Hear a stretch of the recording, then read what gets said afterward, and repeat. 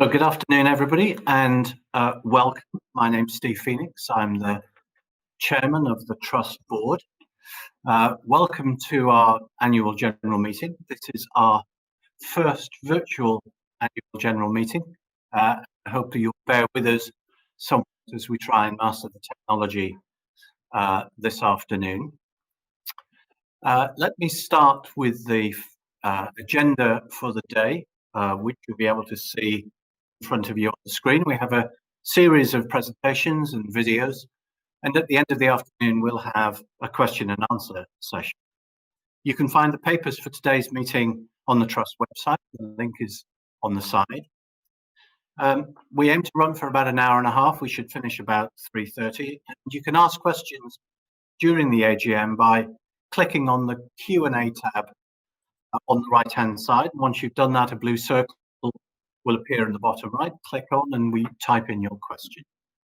We've received some questions already in advance. Thank you to our contributors for those, and we'll be dealing with those at the end. Any questions we can't cover, we'll come back to people. This session will be available to watch back and be available on our website, and copies of the report will be available following the session.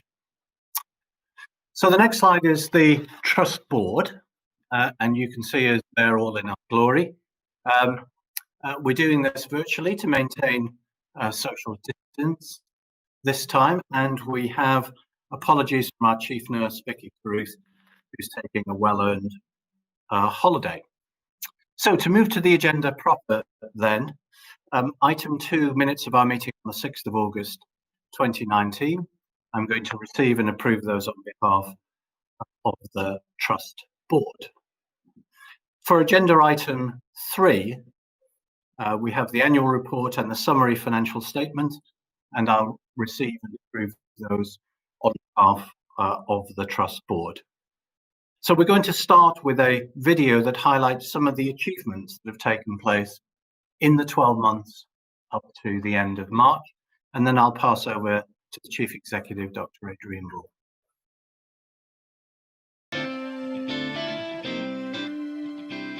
Our 7,000 members of staff at East Sussex Healthcare NHS Trust are proud to provide outstanding care. From 2 acute hospitals in Eastbourne and Hastings, 3 community hospitals in Bexhill, Rye and Uckfield,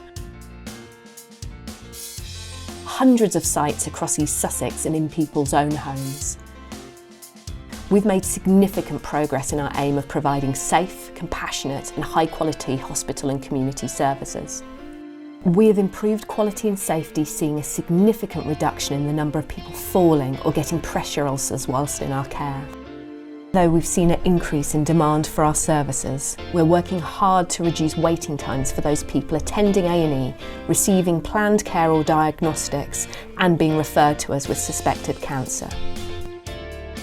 More of our patients are recommending our care, and more of our members of staff are recommending us as a place to work. We're proud that these changes have been recognised by the Care Quality Commission, the National Health Services watchdog. In their most recent inspection, our trust is rated good overall and outstanding for providing both caring and effective services. This is a significant improvement since 2014. Conquest Hospital Hastings is rated outstanding, Eastbourne DGH is rated good, and community care is rated outstanding. We still have improvements to make, and we're excited for our future. We look forward to working with members of staff, our volunteers, local partners and our communities to make sure that our services are outstanding and always improving.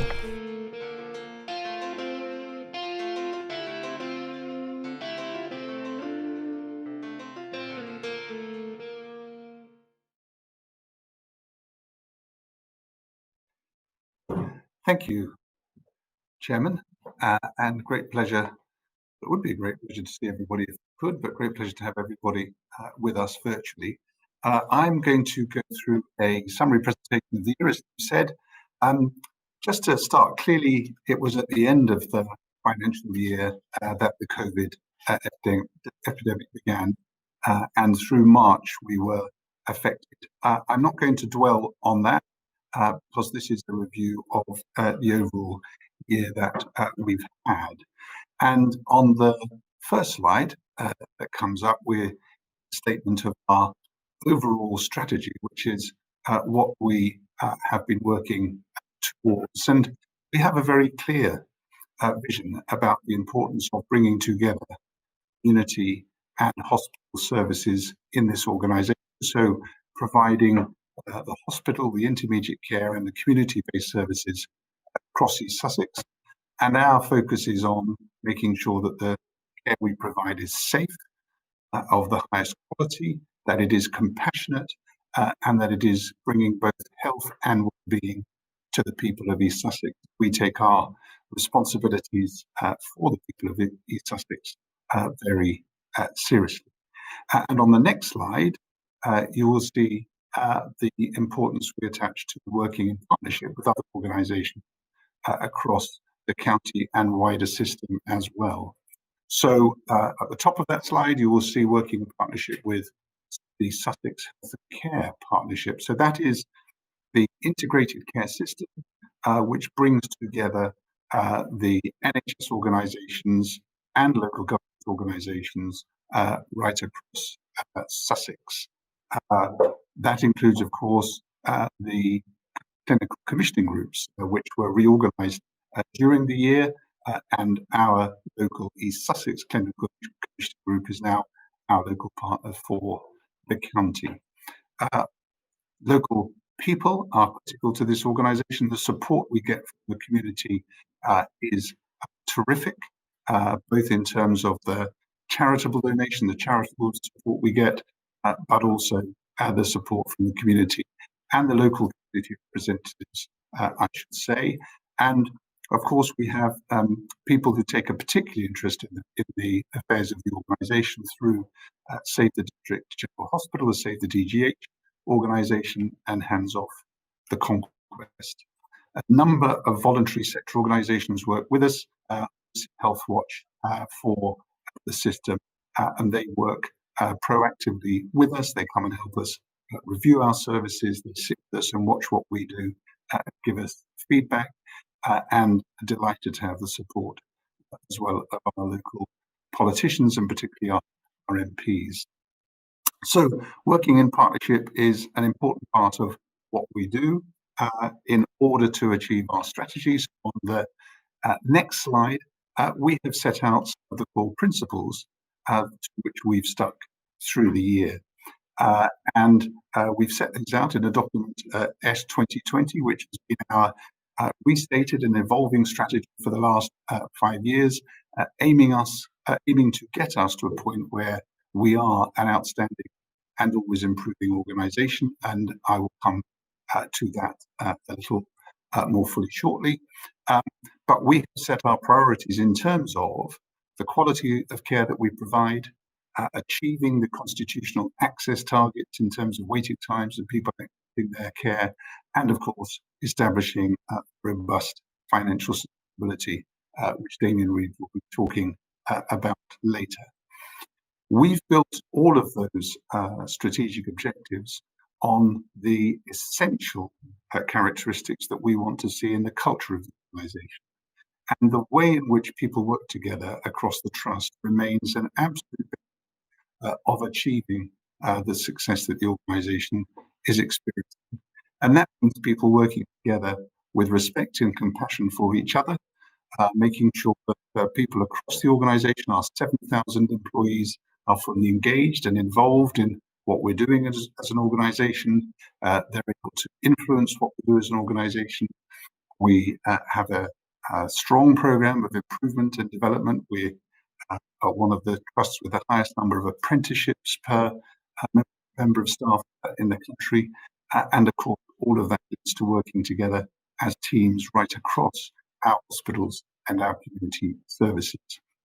We have a number of commitments which we've made as the framework for our strategic development. You'll see these in the red boxes on the diagram here. So the obstetric services that we've established on Conquest, which has been subject to much public debate, but of course the continuation of maternity and midwife services in Eastbourne. The commitment we have to the urgent care provision on both our main sites in Eastbourne and in Hastings, the continued provision of clinical oncology, the fact that the emergency department at Conquest is our trauma unit, but supported by the emergency department at Eastbourne, and above all, our commitment to the integration of acute and community services, supporting all that we do. There are a number of other things that we have then set as part of our focus, which you can read on these slides later, but we've set ourselves the goal of becoming the best at managing frailty, establishing sustainable service models, and of ensuring that we are as effective and efficient as we can be in our planned care. In terms of the next slide, this shows some of the progress that we've made in the culture of the organisation, building on those values that I mentioned. And I'm delighted that in the last 3 years, we have seen continual improvement in the feedback that we're getting from members of staff in the annual survey, which goes to every employee of the NHS. And in the survey that was conducted this year, so this was conducted in the autumn of 2019, we had over 3,000 members of staff who completed the survey. That's 52% of people who work for the Trust, which is a large number than in previous years. And of the main themes that are surveyed, the 11 main themes, in 6 of those, we've seen significant improvement over the last 2 or 3 years, and certainly since the previous survey, 2018, and 5 have stayed the same, but we saw no significant deteriorations, which was excellent, because certainly the year has been a challenging one for a number of reasons, and I'll come to that in a second. But we've seen improvement across the board in terms of the feedback we get on the quality of management and leadership in the organisation, and we've put a lot of effort and resource into the continued development and training of people in team leader and management roles. We've improved the level of appraisals that members of staff receive, and strong progress in terms of the safety culture, the teamwork that we have. And the result of that is that 9 out of 10 people responding to the survey said that their role makes a difference to patients. And for 8 out of 10 people recognise that care of patients is a top priority, and 8 out of 10 people responding say that they're satisfied with the quality of care they're able to give. Now, of course, there are things in the survey which we will take heed of and put in place strategies to respond to. How can we further improve on the progress that we have made in these areas? One of the key challenges for the organisation, in common with many other organisations in the NHS, is the recruitment of particularly clinical staff, whether that's in medicine, whether it's in the associated health professional groups, whether it's in nursing. And we have seen significant progress in that as well. In terms of overall, we're carrying a vacancy rate for the year of just over 10%, which is in fact lower than the average across the NHS. And I'm also pleased that our turnover rate remains relatively low, also just over 10%, which means that 10%, of course, of members of staff are moving on and leaving us each year. Seems like quite a high number. When we delve into that, when we do our surveys and our interviews of people who are leaving the organisation, the preponderance of response we have is that either people are leaving to retire, or people are leaving to progress their careers elsewhere, or people are leaving for domestic reasons. And in very few cases are there issues that have caused people to leave, which need to be addressed. But of course, where we find those, we do. We've had a big international recruitment program to supplement our UK-based colleagues, and I'm delighted to welcome cohorts of people from overseas. We have a wide and diverse range of backgrounds in the organisation, and this year in particular, we've seen nursing teams arriving from India and also from the Philippines, and a number of geography colleagues also coming from the Philippines. So people important. In the next slide, I've summarised some of the feedback that we've received as a result of the work that we've been doing, and the way in which patients respond to us. And in terms of the friends and family test, which is something we offer to all patients who have care in the organisation, over 98% of patients who respond say they would absolutely recommend us to their family and friends. And one of the statistics that I find particularly impressive is the fact that for every complaint we receive, and I read and sign off the responses to every complaint that the organisation receives, we get 60 compliments for every single complaint that comes into the organisation. And some of the letters that we get from our patients or members of family are truly moving and make us proud to what we do.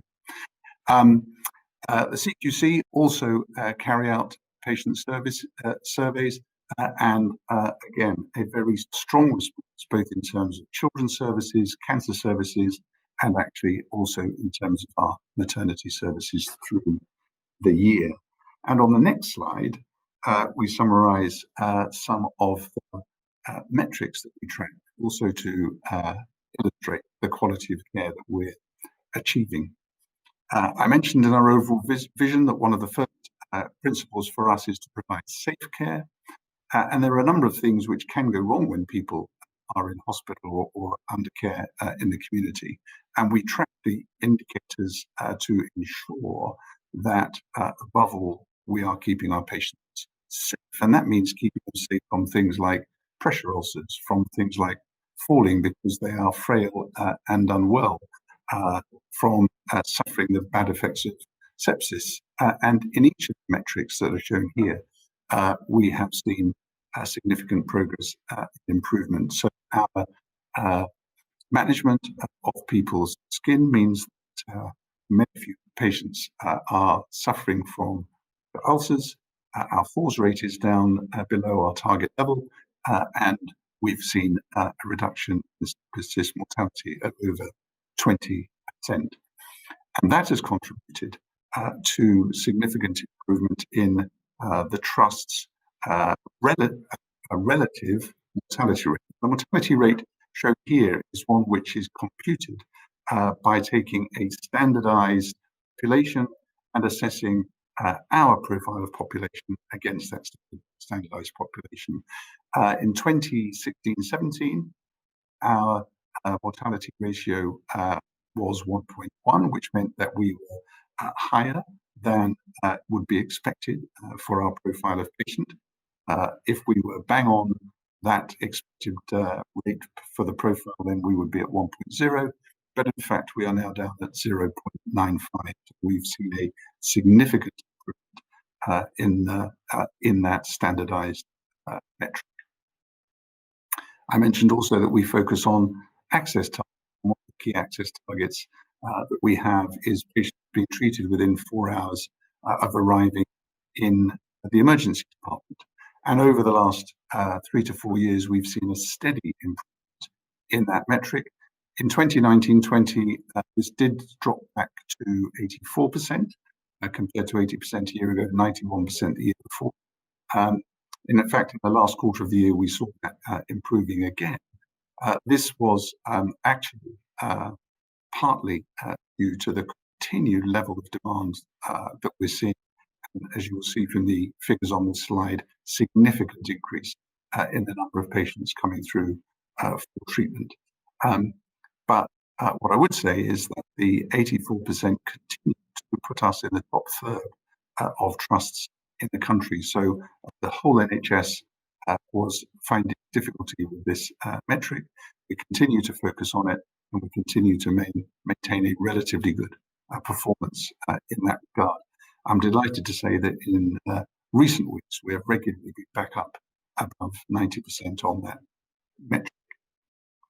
Now, I mentioned the CQC earlier, so on the next slide, we've got a summary of the inspection that we had. The inspection happened before Christmas, and the results were published in February. And we set a goal in our 2020 strategy of being outstanding in 2020, and we were all delighted to see the CQC assess us as being outstanding in a number of areas. Overall, the trust assessment was good, but outstanding for the effectiveness of care that we offer, and outstanding for the level of caring that the CQC found in teams and members of staff across the organisation. Drilling down into individual services, our community-based adult services were assessed as outstanding overall. The Conquest Hospital was assessed as outstanding overall and outstanding for being caring and well-being. And the Eastbourne Hospital was assessed as good overall, being outstanding for end-of-life care. One of the features of the inspection was that, this particularly applied to Eastbourne, that some of the historic assessments are still carried forward in this overall calculation of our standing. And as those areas are inspected, I have absolutely no doubt that they also will achieve these levels, and the trust is on the brink of being assessed as outstanding overall. This was a great achievement for people right across the organisation who have worked so hard to develop their services and achieve the quality this represents. On the next slide, you will see that we charted the progress that the organisation has made in respect of this since 2014, when the organisation was first rated as inadequate by the CQC, was put into special measures in 2015 for quality, and in 2016 for finance. We introduced the ESH 2020 statement of goals and strategic objectives in 2016. And since then, in the first inspection for CQC in 2017, they noted the significantly improved culture, which I was particularly delighted to see, because from then on, the improvements that have been made have been based on the way in which 7,000 people across the organisation have worked in accordance with those values and principles to achieve the standards that they now achieve. Our deficit was significantly reduced from having been on track for £60 million a year to £44 million a year, and indeed in 2019-20, we met our year-end financial targets. We earned the payment from the Sustainability and Transformation Fund, which has meant that our overall position has been break-even in 2019-20. Damian will expand on that, and of course, the CQC inspection that I just described. So, where next? We are on the brink of a truly exciting phase for the organisation. Because of the work that has been done, because of the financial base that has been built, because of the assessments we've made of the quality of the estate that we have, ESH is now included in the list of hospitals for the Prime Minister's programme of investment over the next 10 years. We have a strategy for £500 million investment. We have in 20 to 21 the seed funding to start the planning and design of that programme, and we have mapped out the way in which we will invest and build in our two hospitals and the intermediate care hospital at Bexhill to provide the platform that colleagues who work in clinical areas across the trust deserve for the quality of care they provide. We're developing the next 5-year strategy. ESH 2025 will take over from where ESH 2020 has left off, to ensure that the level of progress, the level of achievement that has been demonstrated this year is achieved and maintained. So I hope that's provided a good overview. I'm looking forward to see whether we're going to have our video before Damian Reid comes to describe the financial position of the organisation. So if we're ready with the video, we will run that. Thank you very much.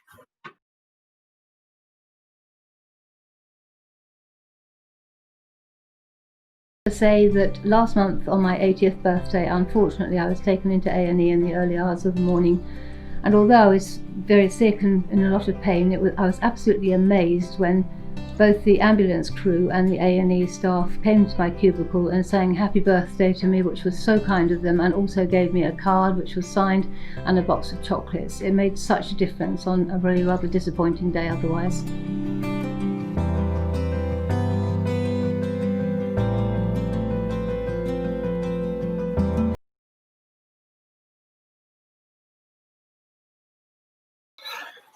So, hello everyone. I'm here to present the financial results for 1920, and it's a real pleasure to talk about the success of an organisation that's delivered both on targets and improved its financial position. So on the first slide, the trust income was 477 million, and we had operating expenses of 476 million. In the year, we improved from a deficit in the previous year of 44.8 million to a deficit of 10 million, and that was actually 100,000 better than the budgeted plan that we had. As we exceeded the plan, we then received an extra 10 million of transformation funding for exceeding the target. So we actually ended the year with a £50,000. As part of delivering that was delivering a cost improvement plan, which was bigger than our original plan. We ended up delivering 20.7 million of cost improvements against a plan of 20.6. Part of the recognition for delivering those targets was being removed from financial special measures at the end of the year.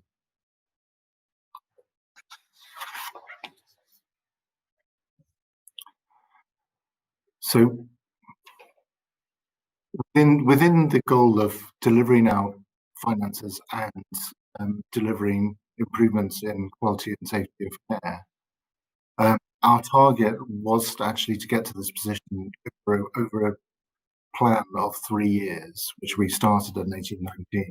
It's actually quite an achievement to have delivered that target within the first year, within 1920. And part of the governance behind delivering that was that we delivered a set of accounts that had no qualifications on our financial statements. There is a technical qualified opinion because we have not returned to break even within 3 years. But in truth, a number of trusts have received that qualification. And during that period, we have continued to rely on increasing from DHSC. We have continued to work across the organisation to improve efficiency and productivity, and that process will continue through the current year. So, as part of delivering those targets, one of our core aims has been to catch up on high priority outstanding maintenance requirements, and that's in a period where capital has actually been constrained. So we had a plan do 38 million of capital work, but we've managed to secure 24 million of funding to be able to maintain the most important elements of the backlog. So areas that we focused on included spending on emergency departments, spending on the urology investigation suite, getting started on Nerve Centre, which is IT support for maintaining patient safety, electronic prescribing, medicines administration, improvement in endoscopy, and theatre improvements. So a range of investments that we've made. As part of that contribution, we also received significant support from the League of Friends, which we want to acknowledge and thank for their contribution.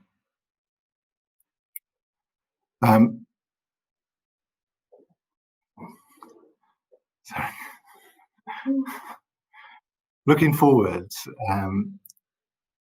the work that we will continue to do through the current year is to maintain our investment in financial sustainability and ensure that we achieve underlying break even in conjunction with our system partners, so that we want to work as an entire system to strengthen the finances and the best investment we can make for our patients.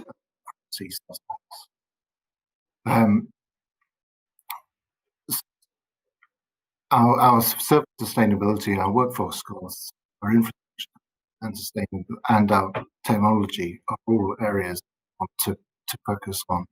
So workforce costs, Adrian mentioned in his session how we've been building, partly through reputation, partly through long-term investment in people, a more secure and sustainable permanent workforce that will help us to achieve financial sustainability and a more stable in terms of staffing. Infrastructure costs is actually becoming a strength of East Sussex.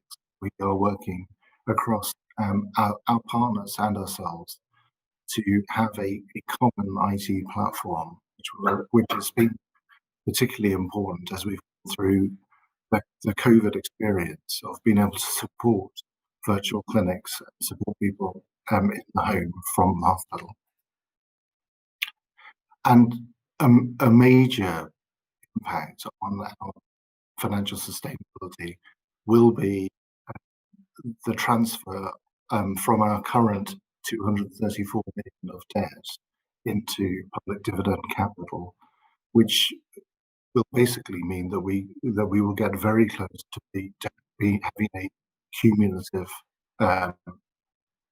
surplus balance sheet, which will hopefully ensure that in future years we won't have qualified opinions from auditors.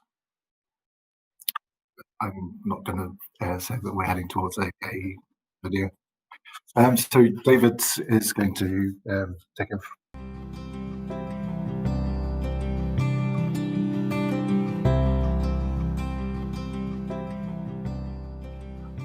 I have been cared for by the district nurses, and literally cannot say how grateful I am to them for what they did for me. I'd had a rather bad illness, which meant a lot of attention and a lot of nursing.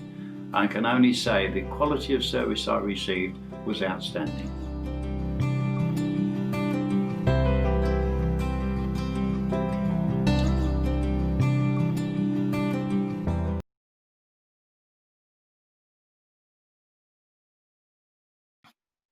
Good afternoon, everybody. My name is David Walker. I'm the Medical Director at East Sussex Healthcare.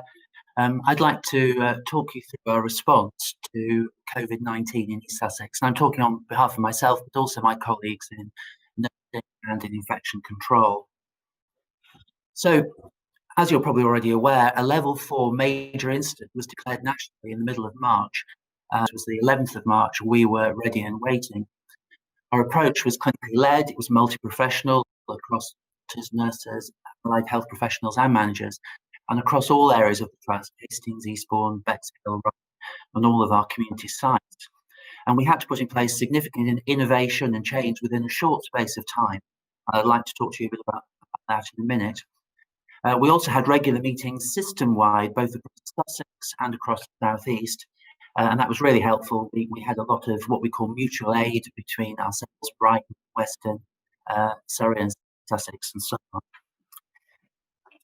Now, the initial actions really were to make sure the patients were safe. So temporarily, we relocated chemotherapy away from the main hospital sites to East Sussex College, where obviously then the patients who were immunocompromised, their immune system not working properly because of the chemotherapy that they were on, did not have to come into the hospital trust. We also, because CCAM told us that they were unable to support emergency transfers of mothers in labour, we had to suspend our home births and the midwifery-led service. And so all births were temporarily moved to the Conquest, and we're now reinstituting both the home births and the midwife-led services. We also have temporarily relocated cardiology and ophthalmology because we lost some staff to shielding. We also had to stop a lot of the non-urgent surgery, but we tried to make all emergency surgery and all cancer surgery continue throughout the pandemic. We transferred a lot of outpatient work into telephone and video appointments and improved our online resources for patients. Everything that we did was supported by really robust infection prevention control, and I have to emphasise just how important that has been for us. We have a fantastic infection prevention control team led by my colleague Vikki Carruth and Redmond, and they did an enormous amount of work making sure that patients were safe. Then, of course, we also had to restrict visiting of patients because it wasn't really sensible to bring large numbers of the public on site in terms of their risk of catching the infection. And finally, we provided a lot of additional support to nursing homes. Nurses were allocated from our community nursing service to individual homes, and we gave them a lot of support with infection prevention and control. In terms of caring for patients with COVID-19, all of this was underpinned by clinical innovation and flexibility. Critical care bed capacity was increased from our usual 20 to 40, with plans to move to 80 if necessary. We created red and green wards, red for COVID patients, green for non-COVID patients, and red and green pathways through the A&E and other areas to make sure that patients didn't mix. We then had to redeploy a lot of staff, often from surgery, where there wasn't as much surgery going on, or from the community, to critical areas such as critical care and the emergency departments, where we knew a lot of the burden of COVID would fall. Oxygen is perhaps the mainstay of treatment for COVID, and when these hospitals were built, they didn't expect that everybody would be needing oxygen, and so we had to make a lot of changes with our estates team to improve the oxygen availability, particularly at the Conquest site. That was all done very efficiently and quickly. And finally, throughout the 3 or 4 months that this has been going on, we've had considerable volumes of national guidance, guidelines on all sorts of things, patient testing, staff testing, how you might design your services, and we've had to analyse all of that and make sure that it works locally. Next slide, please. To keep our staff safe, we've also made several adjustments. We have had risk assessments for all staff who have underlying health issues or risk factors. We instituted health checks for vulnerable staff. We had a lot of input from our digital team to support people who could work from home with implementation of VPN lines so that they could access the hospital systems from home and work securely. Our procurement team have done an amazing job securing PPE for all of the staff and monitoring our supplies and making sure that they were maintained. Similarly, we had to develop a mask fitting team because of the fancy FP3 masks that people have to wear when they're dealing with COVID patients. And as the pandemic has progressed, we've had different masks coming in from central government, so people have had to be rechecked to make sure they work for them. We've implemented packages of physical and mental well-being support to all our members of staff. We've also had to implement hubs to distribute donations from the community, and I have to say a big thank you to the friends from all our sites and also to local businesses donated food, drinks to keep people going through what was a very difficult time for us. And finally, we rolled out staff testing for staff when they had symptoms of COVID, and also antibody testing across all of our staff. This next slide, in the right-hand corner, there's a map of England, and if you look down at East Sussex, you'll see that we're light blue, which is next to the lowest in terms of overall cases of COVID. And then in the map on the left, there's a snapshot of cases in our area in East Sussex. And the interesting thing is that in Hastings, there have really been very few cases, in somewhat more Bexhill and Eastbourne. But as we move on to the next slide, you'll see that the numbers are not enormous. Overall, as inpatients, we've only had just over 300 cases, with I think 100 and I can't quite read the slide. 150 in Eastbourne, 99 in Rother, and 55 from Hastings. Now that may seem a lot, but actually, when we compare that with the situation nationally, Hastings has actually had the fewest deaths from COVID-19 of any town in the entirety of England, and Eastbourne is really not very far behind. And so we have been extremely lucky. Of course, all deaths are very sad, but we're pleased with how few there have been. Next slide, please. So why have we done so well? We've been tracking very carefully what has been going on, and we think one of the reasons is that East Sussex is quite isolated. Our transport links to London are not great on both rail and road. We complain about them most of the time. I think they have actually kept us safe. And of course, on the other side, we have the sea. I think as a result of that, East Sussex was probably 1 or 2 weeks behind London in terms of the surge of cases. And so when the lockdown came, I think it came at a very good time for us. And of course, then we also had fantastic support from the local community. People stayed at home and stayed safe and have been respecting the social distancing.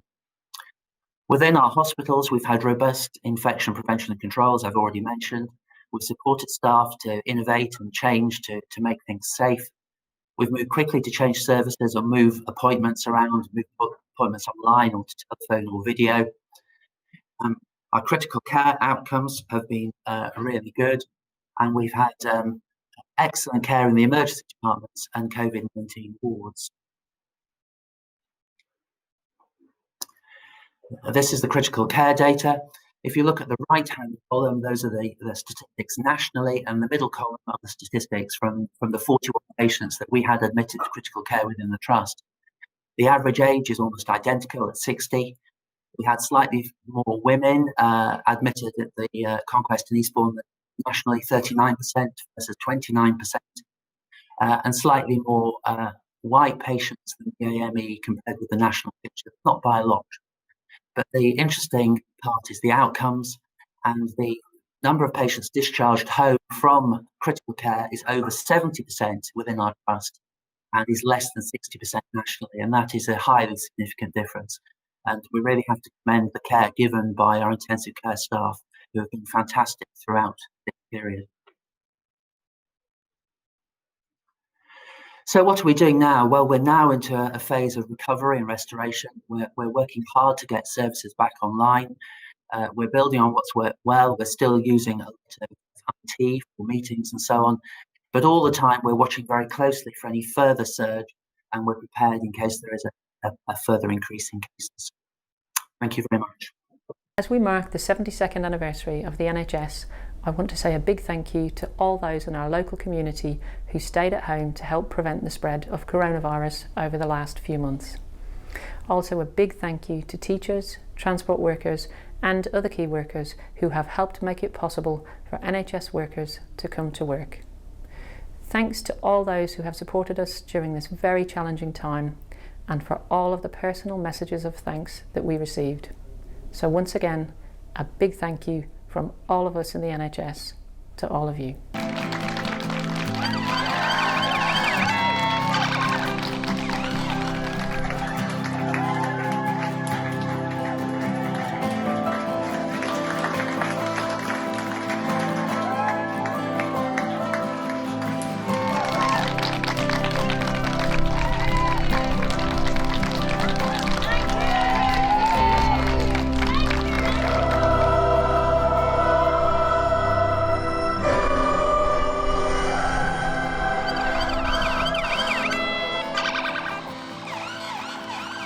Thank you so much, everyone in the NHS. This country, you may sense this if you work in and around the NHS. The country has always, from the beginning of the NHS, has always valued you so highly. For the NHS,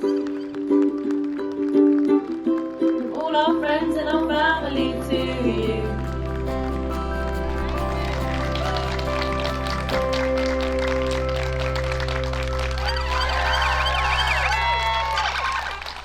So, I think we did have a video for you, which was excellent. And I have to say something of a surprise. They missed to us here in the studio, but marvellous. There are other videos which you can watch, and certainly on the recorded and playback session of this, they are available, and you can go and click on them after the session has ended. We're coming to questions now, and you have been able to enter questions as we've been going along. We have had one or two, but please feel free to submit any further questions if you would like to, using your screen and the option that's available to you, and we'll pick those up. I do just want to just pay tribute to colleagues across the organisation with regard to the COVID epidemic. I studiously focused on the year performance of the organisation, as any good AGM should. David has given a very helpful account of the COVID epidemic, but I was hugely struck by the commitment, the professionalism, the resilience of 7,000 colleagues across this organisation as they responded to what will almost certainly be one of the biggest clinical challenges of their lives, and the way in which people work together flexibly, determinedly, selflessly to look after and respond to the challenge was just terrific.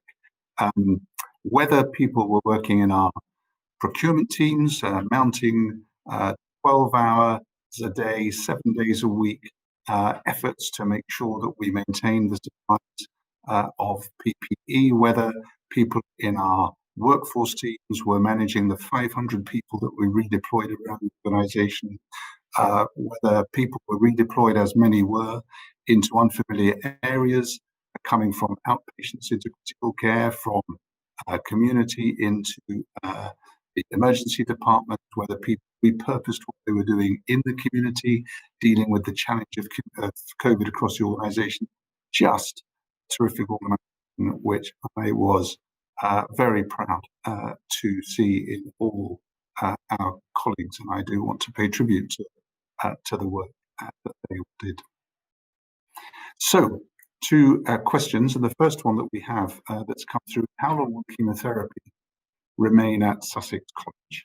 How long will ophthalmology and cardiology remain relocated? Well, as you might imagine, and in the way David described, the significant increase in critical care areas that we've put in place in the organisation, there have been a number of displaced services around the organisation. Three of the most critical have been to move chemotherapy to Sussex College, ophthalmology to consolidate that at Bexhill, and cardiology to move that to the interventive cardiology to Eastbourne, all because of constraints on the service, keeping patients safe, and in some instances, members of staff need to shield at home, so the service is being manned by fewer people. So in each case, plans are in hand to restore those services. From the point of view of chemotherapy, we may maintain that service at South Coast College for some while yet, while we get the main sites properly set up to accommodate them back, as people will understand. People who on chemotherapy have immunocompromised systems, as David said, and our main concern will be to make sure they're safe. We do absolutely understand the inconvenience and difficulty of that for patients, particularly who are coming from Hastings and east of Hastings, Rye. So that is very much in mind. We're working towards that. Ophthalmology plans are in afoot already to move some of those services back to Eastbourne, and we're drawing up plans to move some of the outpatient services back to Hastings. In the longer run, it will make sense for us to propose to the people of East Sussex to have a fully fledged eye hospital, which we would propose to at Bexhill. That is something that we have started to describe to interested parties and will be formally consulted on in due course. In terms of cardiology, we are already planning to restore some of the interventive services at Hastings on a few days a week. But in actual fact, our three cardiology labs, our three cath labs, all are in need of replacement. And we will be taking this opportunity to replace the cath lab at Hastings and subsequently to replace other cath labs as we go through the strategic future of the service. So we will be managing our return to Hastings in a way which allows us to bring in the new cath lab to avoid the problems that we currently have in maintenance of that infrastructure. So that is how we're approaching those issues. The next question that's come through is congratulations to everyone for all their hard work, and thank you for that. How long do you see it taking to get us back to anywhere near normal for operations, etc.? Well, some while in terms of complete normality. So, for example, while COVID is prevalent in the community, we have introduced a number of operational procedures to make sure that people do not have COVID when they come for their surgery. And that involves a number of additional steps in the process. For example, asking people to isolate themselves and their households for 2 weeks before they come for operation. And the reason for that is that if someone has COVID and goes through major surgery, they are at particular risk of complications. We've also learned a lot about the level of asymptomatic COVID that there is in the community. So we have to put those precautions in. So the process which we're going through will remain more complicated than near normal would suggest. At the same time, we have to provide safe areas for people who are having their operations. We have to make sure that we're able to keep patients socially distanced from each other. We have to make sure that we're protecting members of staff, which means that the throughput in our theatres will not be at the level that it was prior to COVID for some while. As a consequence, we are having to prioritise the work that we're doing, which our teams have been diligently doing across the organisation. And we're focusing, of course, on making sure that we are fully up and running with all of our cancer diagnostics and cancer surgery, and that our priority non-cancer planned surgery is also being brought through. And we're developing the plans at the moment, which would increase the capacity we have, increase the level of work that we can do so that we can get back towards our constitutional targets in due course. But that will take into the next calendar year before we're back at the level of delivering the access targets for non-urgent surgery. There's a lot in the press about care homes. How are you working together? There is indeed a lot in the press about care homes, and we've paid particular attention to that issue. As I said at the start, one of the foundations that we're building, we built the organisation's performance in this year, is our relationship with particularly the County Council and social services, and what great allies they've been, and through them working with care homes. I have to say that I think COVID has taught us some lessons about how we can and should do that better. But we have paid careful attention to that through this process. There is no doubt that at the start of the epidemic, in response to the national requirements and the preparations for the surge of COVID that we were expecting, we worked to ensure that we were discharging patients in order to create capacity for COVID. Throughout that period, we were careful to ensure that at no stage did we compromise the health or safety of those patients, and that we were very careful about the manifest COVID cases that we were dealing with at the time and providing protection for nursing and care homes in that regard. What we are finding now, of course, is that the level of asymptomatic patients is higher than initially suspected. So we introduced testing of patients before discharge at as early a stage as we could. We have put in place an enhanced level of support for nursing and care homes through this period. So every single nursing and care home across East Sussex now has a named community-based nurse that they are in contact with. We have joined the county-wide care home support group. We join with the weekly meetings in which all care and rest homes, care and nursing homes are invited. We've put a number of measures in place to support, for example, the infection prevention and control measures in nursing and care homes, and we're responding to any further requests. But it is absolutely right that the nature of our relationship with the care and nursing home sector will have improved as a consequence of this COVID epidemic. The next question that's come through is, will COVID affect plans for the hospital upgrade program? Well, it may, and it may in a good way. So there is no doubt that the upgrade program that we have remains absolutely a part of the government's program for the NHS, but there is every possibility that we will be able to accelerate some of the early stages of the program.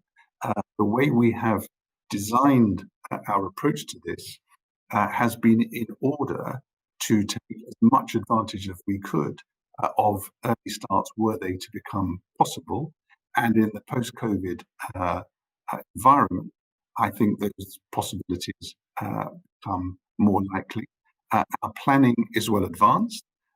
We already have mapped out the first steps that we would take at all three hospitals, Bexley, Eastbourne and Hastings, and we are making application for the early start of that programme. One of the ways in which COVID will affect this, of course, is that we will be designing in rather more consciously some of the provisions that we will need to make about the management of infectious disease and infectivity in the way that David described so well just now. Thanks to all those who worked to bring back the MOU to the DGH. Is there any plan to bring back obstetrics to the DGH in the longer 10-year plan? So in all my nearly 5 years as chief executive of this organisation, I think day one I was asked that question. And I've been very open with people about the importance of the consolidation of obstetrics so that the doctors who provide the obstetric element of our overall maternity service at Conquest, because there is a minimum level of numbers of deliveries in any unit required to maintain the critical expertise, critical mass of medical input that provides for a safe obstetric unit. But how important it is that we continue to provide outpatient-based obstetric service, the midwife-led services, in fact, every element of maternity service at Eastbourne other than the obstetrician-led inpatient delivery, which is the only element of the service that is entirely centralised at Conquest. And at the moment, the first of all, the safety record and the quality is very high of that service. And secondly, the demographics are not changing and are not predicted to change sufficiently to warrant a reintroduction of obstetric-led patient services at Eastbourne. But I must continue to emphasise that the obstetric outpatients, the midwife outpatients, the early pregnancy unit, the provision of services for women who run into difficulty with early miscarriage risk, all of those are available at Eastbourne. And of course, the midwife-led delivery, whether domestically or in the unit, is a terrific asset. And it was great last year through the year to see an increase of some 20% in the numbers of women who were very happily giving birth in that environment. What is part of the long-term plan is a new and re-provided midwife-led unit for Eastbourne, which will not necessarily be on the hospital site and will certainly not be in the middle of the hospital building itself, and that will be part of the plans. Do all patients still get tested for COVID-19 currently? What is happening regarding visitors? So yes, all patients get tested for COVID-19 as they arrive. And indeed, if they arrive and are tested negative for COVID, but stay in the hospital for 5 days or longer, I'm looking for a nod from my medical director to show that yes, 5 days or longer, then they are tested again, because of course COVID can manifest itself some period of time. So all patients who are admitted to hospital get tested for COVID, and if they're with us for 5 days or longer negative on the first test, they're tested again. If they're coming in for planned surgery, then they have a test 3 days before they're admitted for that surgery, and with the intention, of course, that most of our surgical cases are either day cases or very short, and then they're protected from COVID through the period.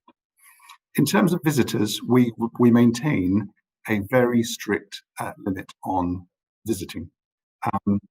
We did a week or two ago on 2 of our wards experiment with just relaxing our visiting rules slightly to allow 1 visitor per patient, and frankly it did not succeed. It was simply not possible to maintain the social distancing and protection for staff members, visitors and patients alike. It simply did not work. So in the interests of safety, we're maintaining a strict limit on visitors, and 1 visitor is allowed on a carefully managed basis per.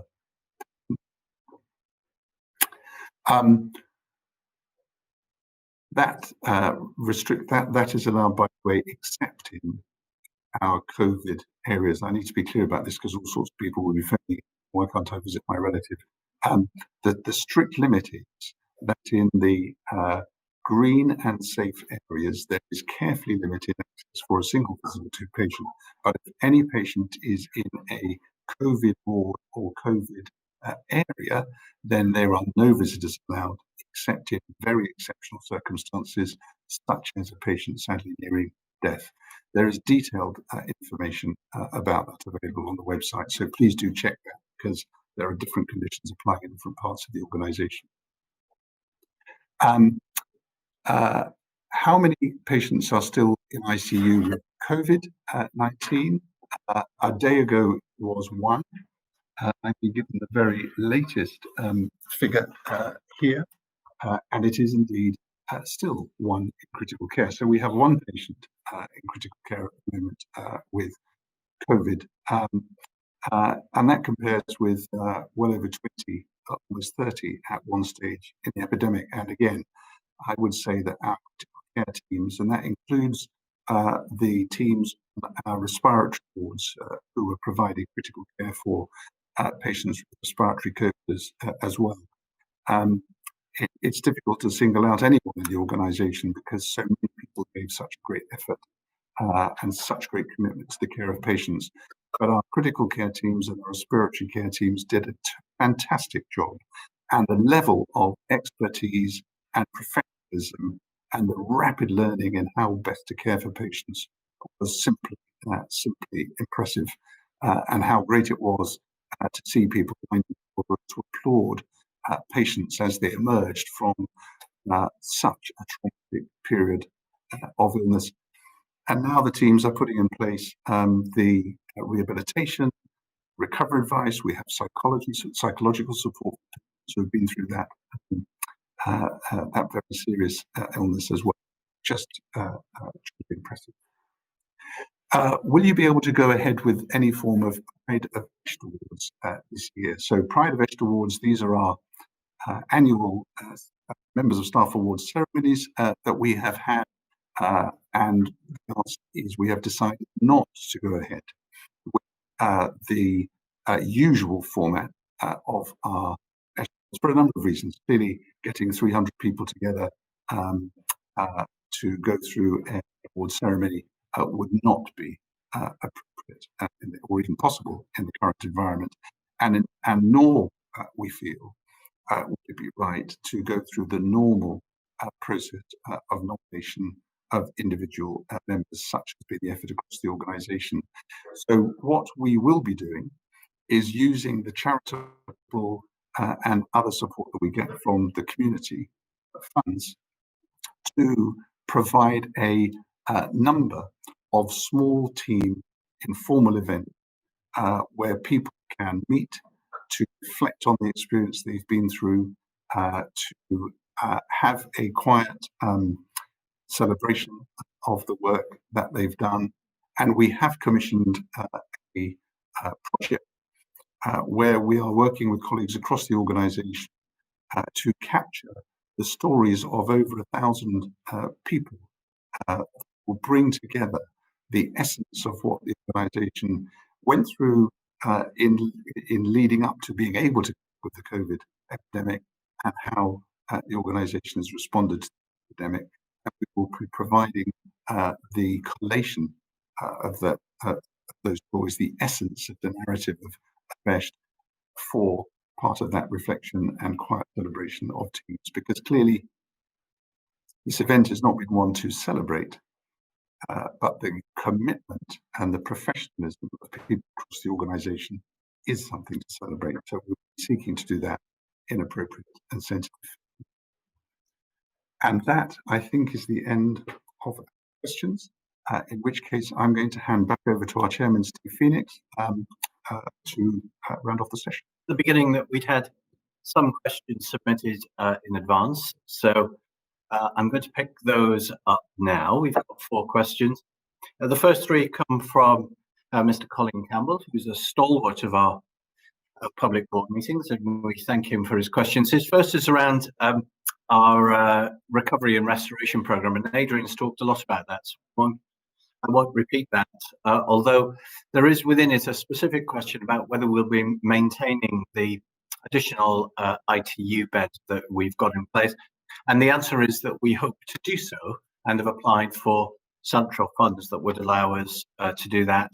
And that will help us both for any second wave, as well as managing patients who require ITU care following surgery.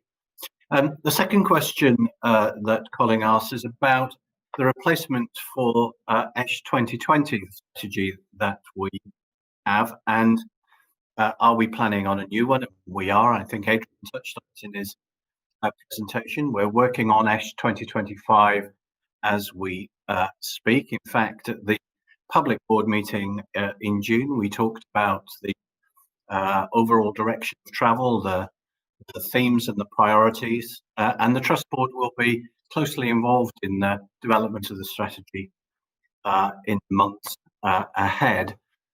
Colin's third question is about, given the nature of all of the changes that you heard about taking place, whether we would consider creating a workers' council or similar.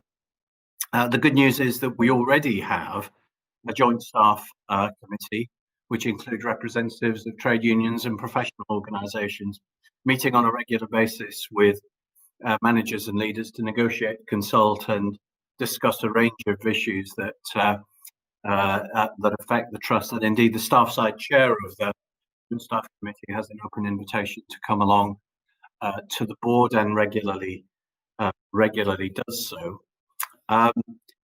The final question comes from another of our regular contributors at the public board meeting, from Margaret, and she's asking about the return of cardiology to the Congress, and I think Adrian has dealt with that pretty fully, so I've nothing really to add to that. So that brings us towards the end of this annual general meeting.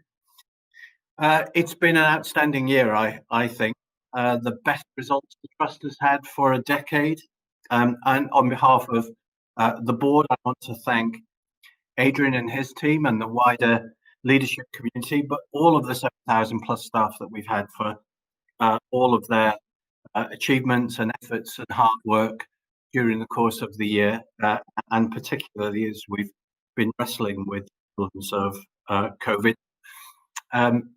We've heard quite a bit about our partner organisations that we work closely with, and I just want to add my thanks to them for the part that they've played in the success of the Trust in the last year. We've heard about the CCGs and the County Council in particular, with whom we work very, very closely, but really all of the partners, the League of Friends, Health Watch, you name it, all have been fantastic and made a great contribution. So my thanks to everybody in. I said at the start of this was the first time we were doing a virtual AGM, and please bear with us. And you'll have seen in live action the fact that we're working this out as we go along. I hope you found it interesting. You can action the videos as Adrian has described, and they'll be available to everybody. But otherwise, thanks everybody for taking the time to tune in. Our next public board meeting is at the beginning of August, and I hope you'll be able to join us at that. Thanks very much.